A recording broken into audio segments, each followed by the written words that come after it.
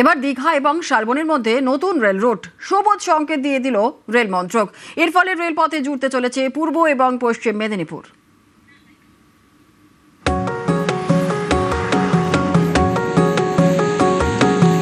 একদিকে পূর্ব মেদিনীপুরের দীঘা, আরেকদিকে পশ্চিম মেদিনীপুরের শালবনী।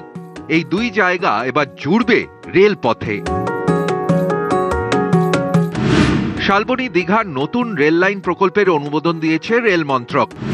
107 কিলোমিটার রেল লাইনের জন্য ডিটেইলড প্রজেক্ট রিপোর্ট তৈরি করতে বলেছে। ফাইনাল লোকেশন সার্ভের জন্য অনুমোদন দেওয়া হয়েছে। মুখ্যমন্ত্রী শুভেন্দু অধিকারীকে চিঠি দিয়ে জানিয়েছেন রেলমন্ত্রী অশ্বিনী বৈষ্ণব।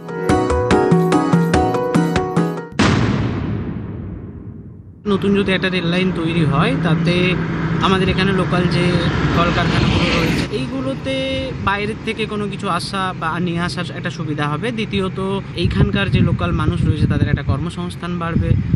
সেই হিসেবে মুখ্যমন্ত্রীর কাছে আমরা খুব কৃতজ্ঞ বা খুশি। অনেকেই মনে করছেন নতুন এই রেল রুট অত্যন্ত গুরুত্বপূর্ণ হয়ে উঠতে পারে, কারণ সড়কপথে দীঘা এবং শালবনীর মধ্যে দূরত্ব 143 কিলোমিটার। রেলপথ চালু হলে সময় এবং টাকা দুই বাঁচবে। শালবনীতে একাধিক সিমেন্ট কারখানা রয়েছে। রেলপথ চালু হলে শিল্পক্ষেত্রে গতি আসতে পারে। সারা বছর এখন দীঘায় পর্যটকদের যাতায়াত, আবার অনেকেই জঙ্গলমহলের শালবনী এবং লাগোয়া এলাকায় ঘুরতে যান। তাই দীঘা এবং জঙ্গলমহলের মধ্যে পর্যটকরা সহজে যাতায়াত করতে পারবেন।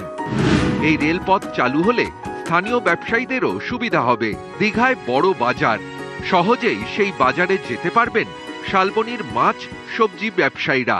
সাধারণ মানুষের খুব উপকার হবে। সড়ক পথে যেটা আমাদের অনেক সময় লাগতো, রেলপথে সেটা আমাদের খুব সুগম্য হবে। আমাদের জঙ্গলমহল অনেক উন্নত হবে।